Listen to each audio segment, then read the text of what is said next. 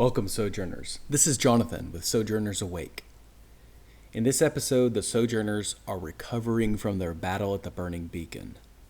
They find themselves back in their sanctum, the image of Groverlore within Avernus, only to find out that Zariel and her captain Bell are in the waiting. There are quite a bit of interludes in this episode, the Sojourners talking back and forth and developing a plan of action. The real question is, where do they want to go from here? I really liked the scenes of recovering from the battle. I think the Sojourners did a great job role-playing the trauma that occurs after a battle and after the war. But they have much work to do, and they have many paths to choose. I hope you enjoy this episode. And so, our story continues. Felthran felt the heat of battle. All around, pressing upon the Sojourners, the demons swarmed.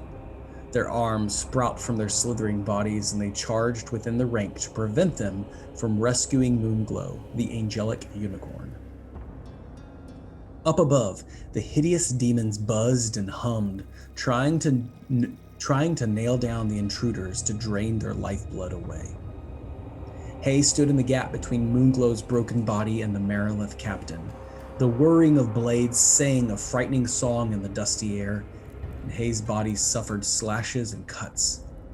The Marilith grinned with the whirlwind and lopped off Hay's casting arm. The Warlock fell to the ground and blood began to flow into the soil beneath his collapsed body. Bramble felt the ground rumble. He ducked between throws of fist and claw. Suddenly, he felt the ground beneath him crack open. Heated liquid began to spew up and divide the battlefield by a river of flowing molten lava. He leapt with all of his wit to the safest and quite sincerely the luckiest place upon the edge of the river. His small body struggled to close the distance, but he did not falter, for at that moment before he fell into the river, a smooth floating rock burped up from the molten river, and his foot found purchase on the bobbing pad. He quickly passed through to the other side, his feet still sizzling in the background of his consciousness. Zarion struggled to lift the beacon, and Sergeant McCormick close by walked up and berated him. "You call that a lift? My grandson's dead dog snot has got more gumption than that jelly roll you call a muscle." Sergeant couldn't help but assist. Nevertheless, his patronizing comments echoed on. "Get your head in the game, mortal maggot, before I ramrod that empty space between your ears with demon ichor." Garindan knew the only hope was to stand upright the beacon, activate the runes, and set aright Moonglow to his rightful and purposeful place. An angel in the order of the balance. A friend of Talos and Zariel. This unicorn determined to do his part to balance the blood war. This saga continued to provide all sorts of new discoveries. Nevertheless, the Sojourners pressed on, securing the beacon through their combined and persistent efforts. Moonglow stepped up to the beacon, bolstered by Zarion's dogged determination. "Run," said the old angel. Bramble announced it was time to bug out, and he pressed the last remaining gem upon the circlet and teleported safely back into their Groverlore cave. And there, in all her majestic infernal glory, Zariel stood with 20 devils, 5 war machines, and her captain Bell. So for now, our story continues.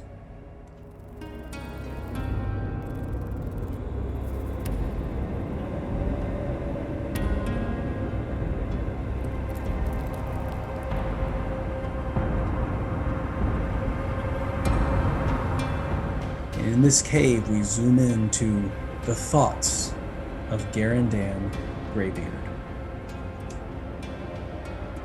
So Garindan's thinking back to the days when he was in the Infernal Legion, and he's going over some excerpts from his journal. So these are excerpts from the Infernal Legion journal, Garindan of Clan Gershon from Zariel, property of Lord Bowman under Lady Zariel of Avernus. Day 1. It's the first day of the rest of my life. Not at all what I was expecting. It's hotter than a forge down here. Whose forge again? And the weather, it's like I can't make up its mind. And one thing's for sure, everything's trying to kill me. I must learn. Day 7, finally a chance to breathe. It's all go, go, go. Yes, sir. No, sir. Right away, sir, in the Infernal Legion. My memories are so fuzzy. How did I end up down here again? Or why does my chest itch so? This test wasn't there before, but I have some time now. I must study. Day 35. It's nice to have Brother McKinney showing me the ropes. He says he's happy to have fresh meat as he's due a promotion soon. That'll be a tough day. Day 145. There's something off about being down here. I spend a lot of time marching in the 9 suns, and my bald head should be either bright red or peeling, but it appears I'm getting pale, and my beard has turned a stark gray. I'm only a young'un, or I wasn't I? How long has it been? These suns make it hard to keep track of time. Day 543. I finally met the General, Lord Bulmer, today. He seemed familiar, but I can't put my finger on it. Needless to say, it seems to have taken a shine to me. He's put me in touch with some of the best teachers, and I'm happy to serve. But speaking of shining, I keep seeing this strange light in my peripheral, but when I look, it's gone. I wonder what that is. Day 2064. This is it. This is my life now. It always has been, and always will. March in the hot suns. Heal those who I can. Come back. Repeat. Why? What's the point? So much blood. Day, who cares? It's hopeless. The only thing keeping me going is this strange light that seems to be following me around. And I could have sworn I saw 2 of them yesterday. And another day. Lady Zariel stopped by our legion today. She is a fearsome sight. Her visage is gruesome with that warhammer and those eyes of cold steel. That voice just sets your boots quaking. I wanted to make a comment about loving her hairstyle, but that moment passed quickly. Lord Bulmer was all yes ma'am, no ma'am, right away ma'am to her face, but I could see when he accidentally let it slip. But that's my general. Must respect his rank. Keep my mouth shut and my head down. Besides, I think those lights are trying to show me something. Final entry. Tomorrow is the first day of the rest of my life. I now know what I must do. I might not remember any of this, but I have faith that the lights will guide me. It's either that or the river Styx is calling my name, and I will answer.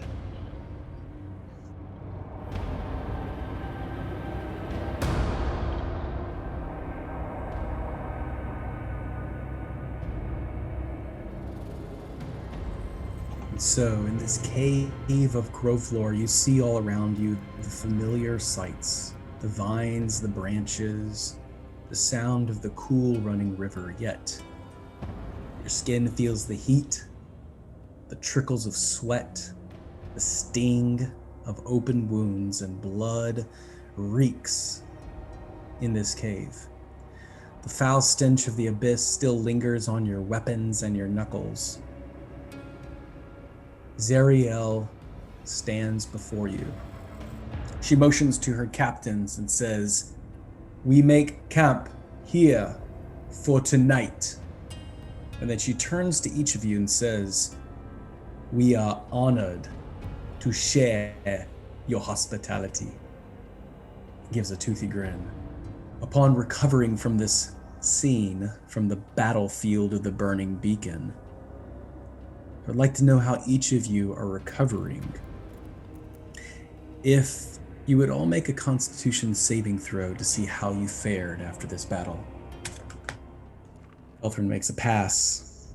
Hay fails. Bramble definitely fails. Zarion, big fail. Worse and worse. It's getting worse and worse indeed. Garindan, we're waiting on your Constitution save. That is a fail. Felthran. Obviously, for some reason. Does foresight still apply here? How long does it last? 8 hours. Yeah, I would say so. Going for a 20, Garindan. Nope. Okay.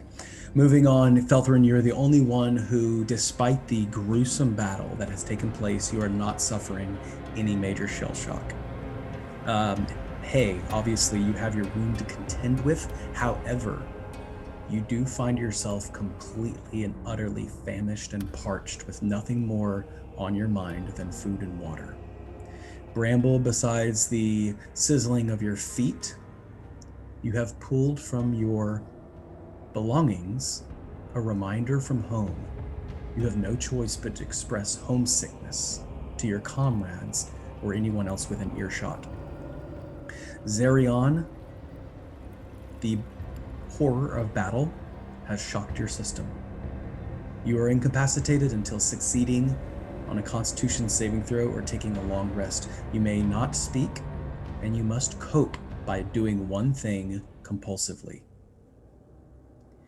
Garindan, you recount out loud the glory and the horror of battle in a song or poem by the campfire.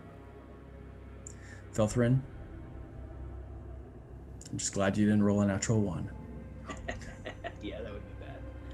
So seeing that this situation is played out, the rest of you looking, Zariel can quickly tell you've been shell-shocked, so she directs her attention to you, Felthran, and engages with you in this interlude. Child of Morden, I recognize you. You are the hero from Tiamat.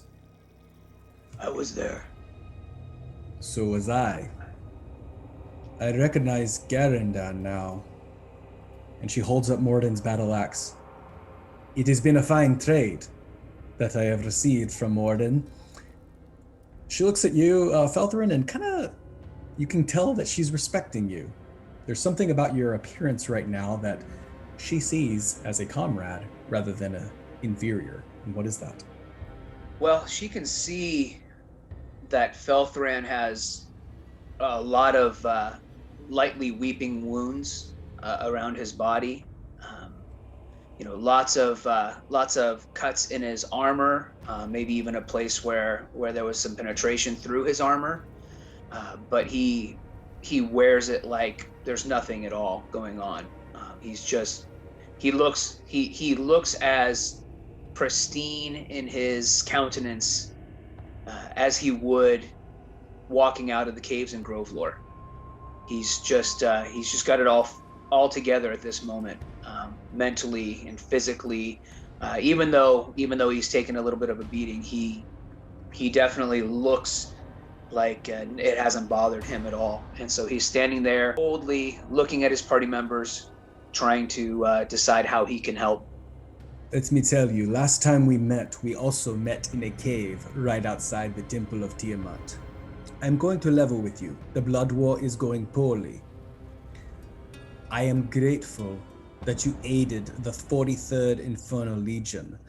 Sergeant McCormick informs me that none devils save him survived. Your team's devotion is not lost on me. Thank you, my lady. We are only doing our best to ensure whatever good we can help. I must admit, she kind of looks around and leans in close to you. She's a very tall, 8-foot creature.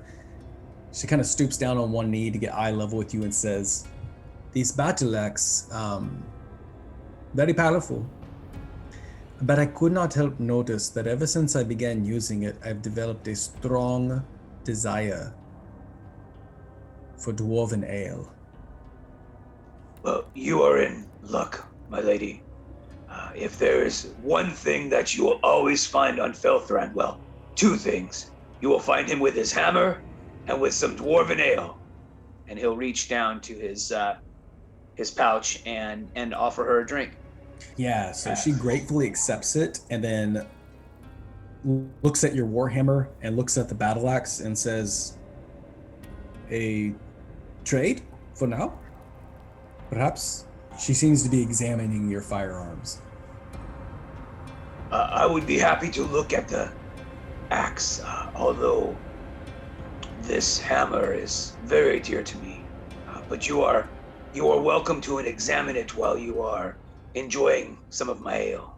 She kind of looks at her left arm, which is currently severed, and she unattaches it, and she holds up her warhammer and says, "I also am attached to my weapon," and locks it back in place on her stump, and then downs, and then she downs the ale quickly, and her eyes flash green, and a little bit of like stubble begins to appear on her cheeks.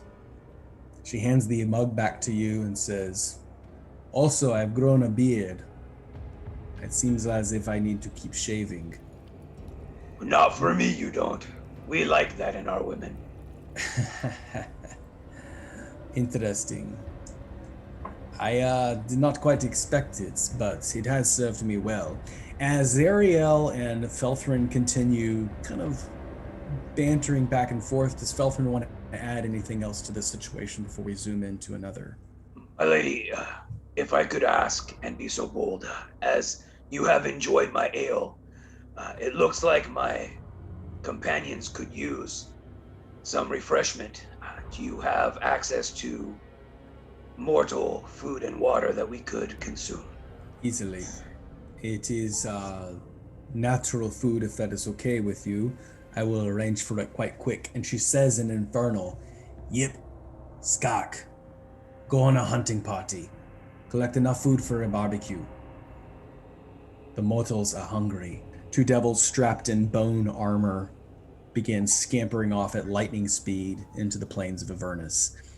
Hey, we zoom into you and Bramble as you are close by in the cave, and you are, how are you appearing in this moment, and how are you coping with the after effects of this battle? He started by just miserable. He's missing an arm, and even though he's been healed and the bleeding has stopped, he just keeps glancing down, but the gnawing pains of hunger distract him from the loss. And so he begins shaping the dust on the floor into something that looks like a pile of food. And then he casts prestidigitation on it so that it appears like a plate of something edible. And he also starts to try and shape something that looks like a goblet, but his one hand is just too clumsy. So a mage hand to take the place of his other hand, and it's far more adept at shaping it. And so what his left hand is messing up, the mage hand sneaks in behind it and smooths it out and makes it right. And then he kind of and then casts prestidigitation on that too, so it looks like there's water in the cup. And then he reaches for it and it just crumbles underneath his hand, and he just buries his face into both hands. Bramble, how do you mesh your own story with this scene as well? So Bramble had quickly bowed before Zariel when we saw her initially. And once he sees that she's not going to be hostile right away, he sort of just slumps to the ground and crawls over to the nearest wall to lean his back against and starts digging through his pack and pulls out Hedge's signet ring, his brother's signet ring, his strongest tie to home. And he sits there, he doesn't put it on, he just sits there sort of turning it over in his fingers. You would see a faraway look in his eyes, but he sees, he's distracted by hay moving around next to him, and sees the food that Hay has constructed, didn't see how it got there, and he gets excited for a moment, thinking he's recognizing some food. And then as Hay continues to struggle, and then the goblet collapses, Bramble comes over and says, "What I wouldn't give for a picnic in the Desrin Valley right now. At least it looks like Groverlore around us, but I can't stand this place anymore." That helps Hay, actually. It snaps him out of himself. "Oh, Bramble, I'm so sorry. Here, let's try this." And he just makes what looks like a red and white checkered blanket on the ground. And then he's not able to make food, but he does What do you like to eat most? Well, my favorite is biscuits and chocolate gravy. Oh, okay. And then he, with the mage hand in the air, he just has it do some intricate tracing in the air. And then suddenly there's the smell of shortening baked into bread and the rich scent of chocolate overriding everything. And that drifts into your nostrils. Yeah, Bramble closes his eyes and just soaks it in. Ah, thank you, hey. This helps so much. Here, you can eat one. And he shoves a bunch of dirt. Not really. Yeah, at that moment, Sergeant McCormick kind of walks by and, did somebody pass gas? And then just continues walking on. Zarion, you and Garindan are on the opposite side of the cave. How does Zarion appear in this moment, given your circumstance? Considering everything else that is going on, how do you build upon this scene? I am tired. I just left. I left on a whim. I've entered one battle after the next, had to pick up a whole beacon, held that up, been taking damage every single step of the way. Granted, I have been getting healed, but this is without any kind of rest whatsoever. By the time I am at the cave, it all hits me at one time. It all hits at one time.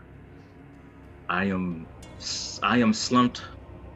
I am on my butt in fetal position, head leaning on my forearms, huffing and puffing. I'm taking some small chunks of good berries, chomping on them every so often, trying to gain some, but it's not enough. I lean in and I pass out from exhaustion. Okay, Garindan, fold this story into what you just saw with Zarion, and to just clarify, he's just filling his mouth full of good berries, just one ration after the other, and then boom, he falls completely back on the floor. You can see his eyes rolled back in his head. He's completely passed out. How do you incorporate your story with this?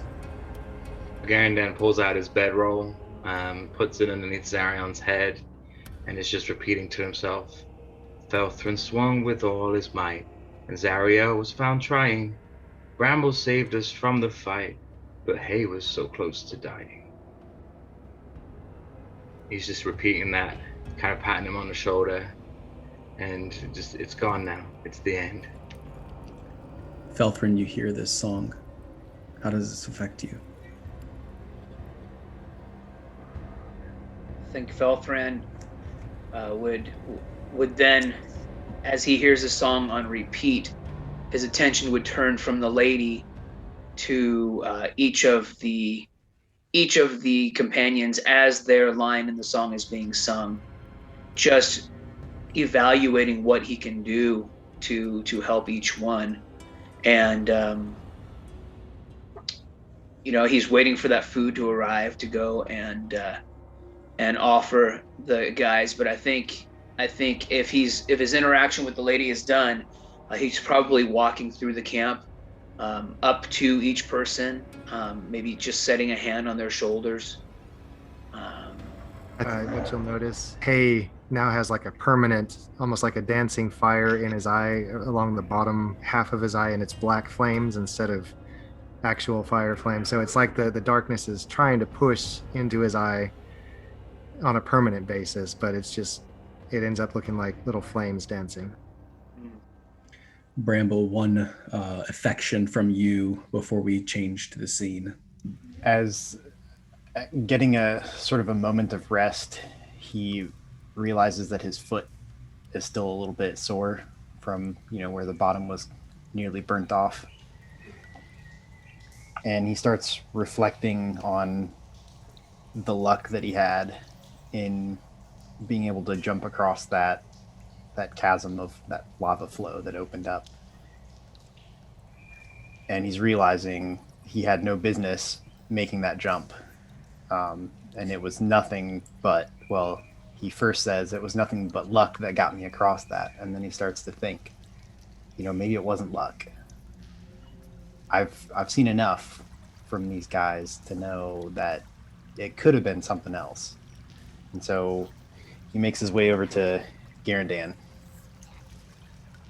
and says, I noticed that you've been talking about Lathander and not so much about Moradin.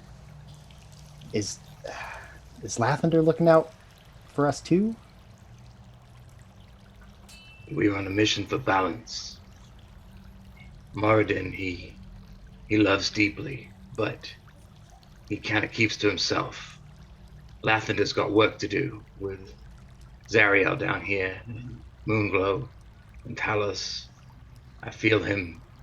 He's always been here. He's helping us now. He took a hit from the Church of Tiamat, but he is ready to pay back what was took from him. I don't know. I mean, the idea of really worshiping any deity is still kind of new to me. Lathander too, if Lathander's helping us, I just know that somebody cooled off some lava in just the right spot, just enough so that I could survive. And I just think I need to do something about that, Maybe you can give me a tour of more temples than just Moradin's when we get back. Hinfolk, I'm still learning, but I'd be happy to be on this journey with you. No one's done with you yet. Appreciate it. Zarion, you wake up to the smell of roasting meats. So Felthran, if you would do the honors and roll a d6 to see what the devils brought back from the hunt. 4. The devil brings in these two, this large bowl of creatures, and they're starting to pop out like little big bugs. They're huge though. They're about the size of baseballs, softballs, and they're crawling little critters, and they're smashing them back and forth, trying to keep them in this barrel. And they set aside this large campfire, and they're trying to light everything, just roasting it, cooking what's petrified wood they found. And then they skewer these hornistars, they're called. These large fist-like insects with multiple legs. Very quick if you can catch them. And the devil looks at you and says, "Mortal, it's pretty tasty. And it'll even light up the darkness." And as he crushes one, it emits like this little beam of light. It's light food. Get it? Okay. And he skewers 6 of them on a barbecue kebab and lays them on the open fire. And as the heat begins to fill up the room, the shells of these creatures begin to snap open, and bubbling liquid begins to drip and sizzle on the fire, creating the smell of roasted insect. And each of you are given a skewer. The devil just kind of says, "It's very hot." Hay has no. Oh, go ahead. Yeah. Zarion, you are awake at this time, albeit a little woozy. Hey, go ahead. He has no issues with this. This is what he ate when he was in the woods for years and years. So, I mean, he slides it off. He's doing the trying to pull it, position it so it's fine. And then, it's hot in his mouth. So he's trying to blow as he's chewing. And it's a pretty comical sight, but it's very tasty to him. Bramble. Bramble's not at all used to eating bugs. The devil looks at you and says, "Yeah, you like crustaceans?" Well, Start with that part. Actually, sorry, Bramble. At that moment, Professor Thaddeus kind of floats over a little bit and then rests his skinny little butt, and his wings begin to like fold into him like a large cloak. And then he pushes his spectacles up on his non-existent nose and says, "Have you ever sampled the food hornistars before here in Avernus?" And he's watching intently to see your response. No, and I don't think I want to. I do believe, and he goes through his books. Have you ever enjoyed a crustacean before on your plane? I, I mean, a few times. Let me assure you, these are insects, crustaceans. They're all creatures of invertebrate, as you will, and the meat is quite sustaining to your mortal palate. Okay. Can I get you down for giving me a rating as I did just sell you a product? I'm not. This is not a great time. Oh, You're looking for a good review. Sorry there, chap. And he kind of looks away a little bit as he's oversold his hand and just sits there a little awkwardly as you proceed. Yeah, so Bramble's definitely watching Hay, who seems to know what he's doing. He's gonna wait till it cools down a little bit more, but sort of emulate what he sees him, how he cracks the shell and that kind of thing, and he'll try it because it's food. It's very, very bitter as you bite into it, but the flesh is hearty and flaky, and the juices leave a sweet residue down your throat. But the initial bite, bitter as anything else could be imagined. But as it rests in your stomach, it leaves behind a sugary, not over sweet, but of a sweet meat flavor. All right, I think he's going to adopt the tactic of trying to stuff a ton of it in his mouth to get all the bitter with over at once and then kind of process it slowly. Okay, so Professor Thaddeus just kind of looks at you and says, didn't mean to bother you again, Mr. Bramble, but I think the adage goes that sin begins sweet in the mouth and ends up sour in the belly. Well, here in Avernus, it's quite the opposite. It begins bitter in your mouth and ends up sweet in your belly. You get accustomed to it. Would you say that is your experience here on this plane? I haven't gotten accustomed to anything on this plane. I am used to sweet at the beginning and sweet at the end and sweet everywhere in between. Yeah, really interesting life. And he kind of he scoots over a little bit and just quotes you as he writes that down and then closes it up really quickly and just kind of scurries away without you knowing. He disappears as an invisible creature. Felthran will end with you, but Garindan, if you would describe your experience with this, and then followed up by Zarion, concluding with Felthran. So Garindan's eaten a number of these, and he's not scared of it, but he's like, it's better with hot sauce. Where's the hot sauce? Sergeant McCormick kind of scoots over and says, I got your hot sauce right here, buddy. And he pops open this horrible green vial, pours it inside the shell, and it fills up and brims over, and it begins to stink really bad and says, oh yeah, and he just bites right into the shell. All right, let's go. And he's just gonna tuck. Sergeant McCormick and Garindan just begin stuffing them back down and says, this is the thing about being an immortal that's just not as good. Y'all seem to appreciate things a little bit better than we do. This is nice. Little debriefing. Zarion, you're hearing all of this. How are you responding? I did not get my behind beat and dragged across the plains of Avernus to eat bugs after waking up. I want to cast a spell called Hero's Feast. All right, so please, how do you appear as you perform this, given the certain situation right now? I removed my cloak, tossed it on the ground. I held up my hands, closed my eyes, chant, and food from my hometown appears. Food from my hometown, Greyhawk, appears before you. Meats, flavor of meats, sweets, everything that's in front of, everything that my childhood remembers is right there in front of me. And I happily pick up a few. And and all of you guys are more than welcome to join in if you like. And I'm eating right here.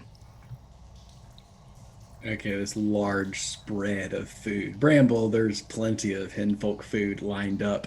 You see the classic meats and cornucopias of fruits and vegetables spilling out over the table. There's even like this large bowl of just chocolate pudding frosted with whipped cream, very Hook style, of ridiculous amounts of sweets and foods that all provide your insane amounts of pleasure and give you the benefits of being cured of all diseases and poison, being immune to poison and frightened, making wisdom saving throws with advantage for the next 24 hours. Each of your hit point maximum also increases by 2d10, and you gain that number of hit points. Miraculously, up to 12 creatures can take part in this feast. I love that number, as this feast is really about the communion of comrades gathered around the table, the communion of friends, of sojourners gathered around this table. Felthran, before you could, the devil hands you the skewer of 6 of these crustaceans, it's now just placed in your hand. Zarion finishes his chant, and this table spread of all kinds of foods just appear right in front of you. How do you respond? So Felthran's in the process of cracking open his first bug, and then that food appears, and he looks down and he sees a leg of lamb sitting there, and he's about to take a bite out of this bug, and he just gently puts it down, walks over, grabs the entire leg of lamb, and just starts gnawing on it. Perfectly seasoned, exactly as you would imagine it at this point. Yeah, juices are pouring out down his beard, and he's chuckling to himself. So please incorporate your responses at this next scene. Zariel looks at each of you as you are completely stuffing yourselves and completely satisfied. The devils are all outside, and in this cave right now, Zariel and Belle are the only two. And Zariel looks around and she looks at you quizzingly and says, "Are your mortal bellies satisfied at this point? Are you of wit where we have a chance to talk and debrief? I would like to know what you know of the Blood War, and perhaps we can come to some sort of arrangement, given your abilities." Felthran's going to look at Bramble and Garindan and kind of like, hey, your turn. She raises a hand and says, "If you need a moment, my captain and I will be outside. Considering that, full disclosure, I have the ability to scry, you have my word that I will block my ears during this time of our absence, out of respect for your treatment of Sergeant McCormick." She takes a nod. Belle, her captain, they exit the cave and leave you to your devices. Do you think it's wise to tell her about Talos? They used to be friends, but maybe they're not now, or maybe she's still working for the same balance. I'm a little confused about that. There's definitely a deeper work at play between Talos and Moonglow and Lathander. I think we should definitely tell her about the worm that is attacking her ranks. As for me, I know I'm here to talk to her and make right on a few things. So what happens when we talk to her, I don't know. Bramble, point of order, 2 of your fingers from where you touched that sticky substance are still invisible. You can feel your fingers, but they appear to be cloaked in translucent slime. So we could definitely let her know about Mad Maggie and Smiler and their attempts. I'm sure that might put a damper on their earnings and the war. Well, let's go talk to her. Anyone else have anything we need to talk to her about? Well, before we talk to her, Garindan, I have to say thank you. You saved me, I don't know how many times back there, and he holds up his stump. You fixed this, and I owe you my life. Thank you. And so Garindan will feel a nudge at that point, and he'll put his hand out and touch it, and cast Regenerate on his stump. In 2 minutes, body parts grow back. What's the relationship between Mad Maggie and our general here? Because if he and her have a problem, me and her may have a problem as well. I used to work for Mad Maggie for a while back. She may not be too pleased with me knowing where I came from and who I am. Well, So, Mad Maggie's been working both sides. They have an amicable relationship, but I think once they find out what she's been planning, that relationship is not long. By now, you would have realized that given Smiler's attempt on your life, Mad Maggie has sent you into a trap. Mad Maggie, still being the financer of the Blood War, has no interest in seeing it end, and is selling cloaking to Yenigu, the Knoll Lord. That's not good. All I know for a fact is that she cannot know where I came from unless I know for sure what Mad Maggie is. If she knows that she hates me as much, and I've been worried. If Mad Maggie's on my behind, it may be of a help to our cause if she hates us. But if Mad Maggie doesn't mention me at all to her, she may think I might be working for Mad Maggie and as a spy, and may put the rest of us in danger. We're here to restore balance. Mad Maggie playing both sides is definitely tipping the scale to her favor.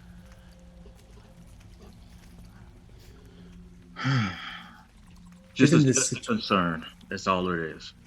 I don't know. She's very crafty. She may have something up her sleeve that I don't know about. Given this situation, how do each of you believe the balance is going? Felthran, if you would relay this to your party. Well, you know how I feel about all of this. I don't know that I believe anyone on any side. And I'm following you guys because I trust you. But to say whether the balance is good or not good, I am not one to know or care. I only want to affect as much good as possible and get out of here. How does Bramble believe the balance is going, given Felthran's answer? I think we just tip the scales back toward. Well, I don't know if we tipped it all the way back toward in favor of the devils, but we certainly helped their side. But with this worm, they may still be in more danger than they know. But I don't know if we've done enough yet to keep them out of Zariel. And from what Moonglow said, I don't know that that's really the right choice to make anyways. Maybe there's some other end that we could meet to save our world and stop the Blood War too. Garindan, you heard what Moonglow said about finding Angelstrike, that Zariel was once part of the balance. And then there's that thing with her sword. I'm not sure what the relationship was and why she buried it or why she had it buried. I know there's more at work here. Well, all I know is that I'm supposed to make as much trouble as I can when I'm down. Oh, what in the world is this? And I hold up my arm, started to round off at the end, and now there's like 5 little beans sticking off of it as my arm is starting to regrow. Poor Hay. Check in with everybody. Does anyone have any questions about everything so far before Zariel walks back into the room? Anything your character would have been wondering? Garindan? So Garindan's looking around and he spots that Brother McKinney, who was a quartermaster in charge of doing mission, keeping ledgers and keeping things up to date. And he kind of taught Garindan a lot about being a cleric. and how to heal wounds in the Infernal, and a lot of the things you talk. I mean, it's going to look familiar. She's going to kind of do a double take on Brother McKinney. Brother McKinney has definitely been aware of your presence. Zarion, do you have any questions about this scene before Zariel walks back in? No, not at the moment. Okay. Felthran? Not at the moment. I think Felthran's mostly just trying to figure out if Zariel is the lesser of two evils, and if partnering with her in any way is going to create more good or more bad. So I think it's very simple for him. He's just good is good and bad is bad, and I'm going to try to avoid as much bad and create as much good as possible. So he's just trying to figure out how it all works. He's it's been very black. It's very black and white on Bonzaral for him, and down here it's not at all. And he's not used to thinking in the gray, so that's why he's leaning on his compadres so much. Okay, I would like you to make. Well, yeah, I want Felthran to make a. Let's do a wisdom saving throw. Yeah. He has advantage because of Hero's Feast. Ah, good. That lamb meat is still sticking to part of his beard. 21. 21. Felthran, as you pick up that piece of lamb meat that's kind of stuck in your beard, pop it in your mouth and begin to chew on it and get this really large piece of gristle. It occurs to you for a second. Bell, the captain that was just in this room, was formerly the Duke of Avernus. He was demoted because of his lazy, incourageous attitude that started this whole blood war. Zariel is ambitious. Bonzarel, Greyhawk, Earth are next on her initiative. Bell is lazy. You're starting to gather the politics of the hierarchy. You wonder how Bell feels about all this. Taking orders from someone whom he defeated in battle. You wonder, does Zariel remember anything? There's very little that Garindan remembers, and Bell's kind of the unexplored piece at this point. Bramble, did you have any questions? Excuse me, Zarion, you had a question. What was it? I was just wondering if Mad Max and her sister will ever try to team up again. That's what I'm thinking about right now. You're wondering if Mad Maggie is going to do what? Team up with her sister. At this point, you begin to recall Mad Maggie's plans. You know that she is very, very vindictive when it comes to property damage. If she is visiting her sister, the only reason she would be doing that is to gain access to get revenge. You looking over your shoulder holds a lot of weight right now and has a lot of clout. Nevertheless, you don't hear her rumbling engines at this point. Bramble, did you have any questions before Zariel walks back in? I don't think so. And hey. Okay. At that point, Zariel kind of ducks in. Bell and two of her sergeants, including Sergeant McCormick, step inside, and they pull forth a couple of iron chairs crafted from the forest. And they bring all of you around this campfire. Sitting down, Zariel begins to proceed to explain the need that she has.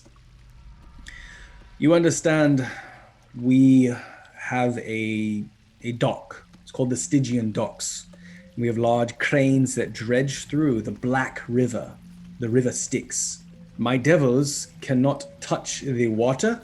Actually, I don't even think anybody can, because as soon as you touch the water or ingest it, your memory is wiped. The common ruse practiced for memory cleansing. However, this is the point at which the demons are coming from the abyss. We are expecting an attack. The problem right now is my docks and my cranes are out of repair. So all my soldiers are busy repairing the dock. I need someone to defend it in the case of an attack. The reason that I cannot afford to split my forces is because without these docks, without these cranes that dredge through the silt in the ground of the river, well, that is where the lost and forgotten souls have settled. And rather than letting this priceless resource go to waste in the universe, I am dredging up the silt, collecting the lost and forgotten souls, and forging them into fine infernal soldiers. In fact, she points to Sergeant McCormick, that is where I pulled this fine specimen here long ago. This will help us accomplish what we need to do, pushing back the horde of the abyss. My offer, of course, comes with respect for your property, but in the case you need to use mine, she motions over to one of the war machines, I will offer that to you. I can take you to the Stygian docks, and you can defend it. In the case of your success, we will go from there. Now, before I hear your response, a debriefing is in order. Sergeant McCormick, Professor Banks tells me you have been quite exploitive. She looks at you, Zarion, and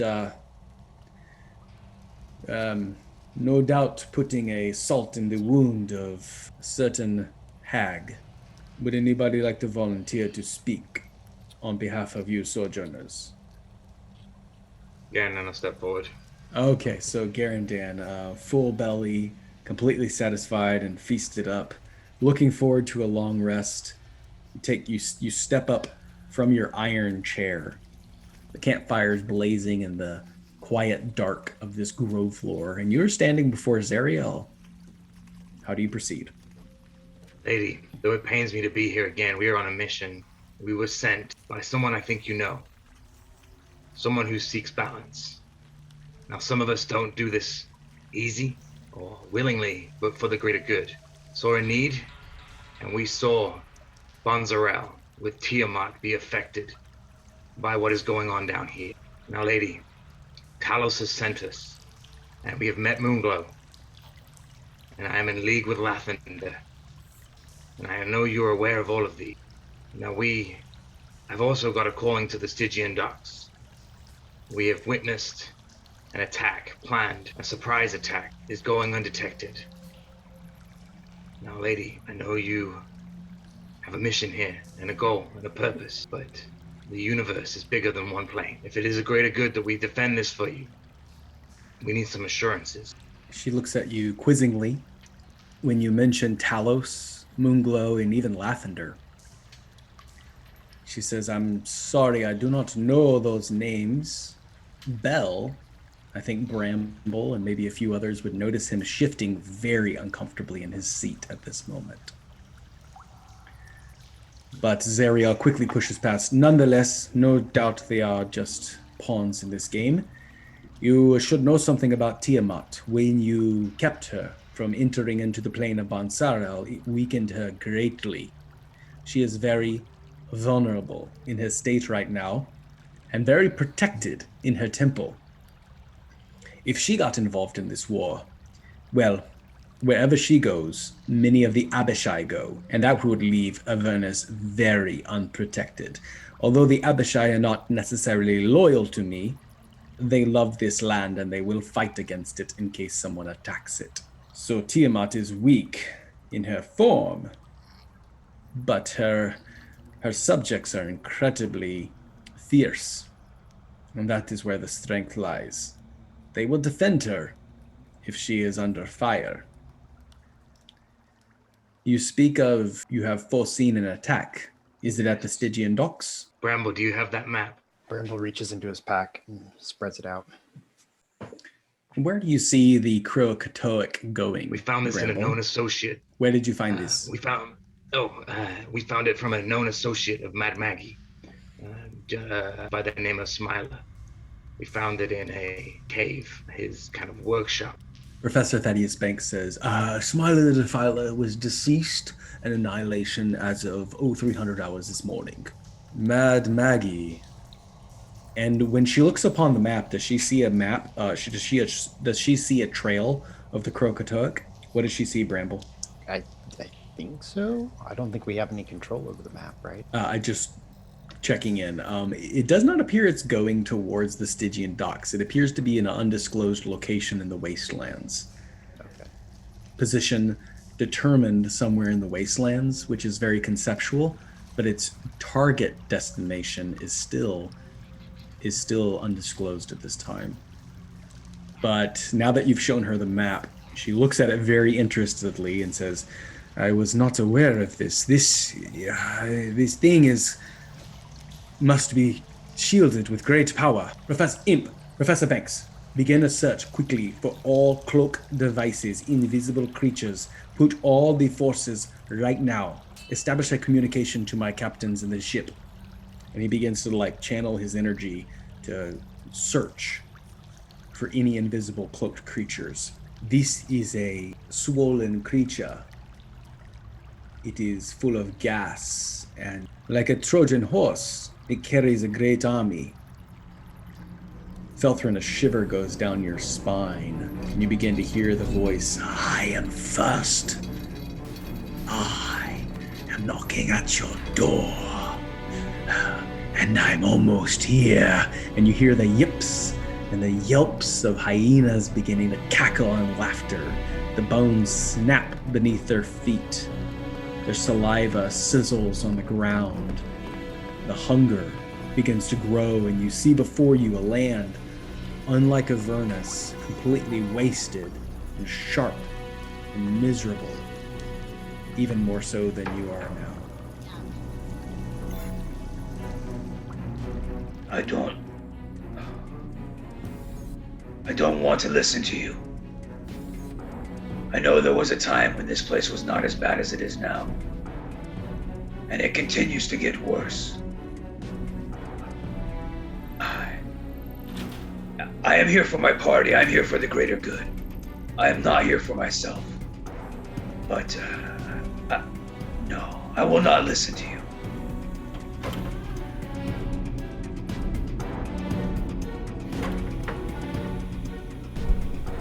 What do you think, Sojourners? Will Felthran succumb to the abyssal corruption as he hears the voice of the demon lord Yenigu? Will the Sojourners band with Zariel to defend the docks? Or will they part ways in other manners to balance the blood war? May your story continue.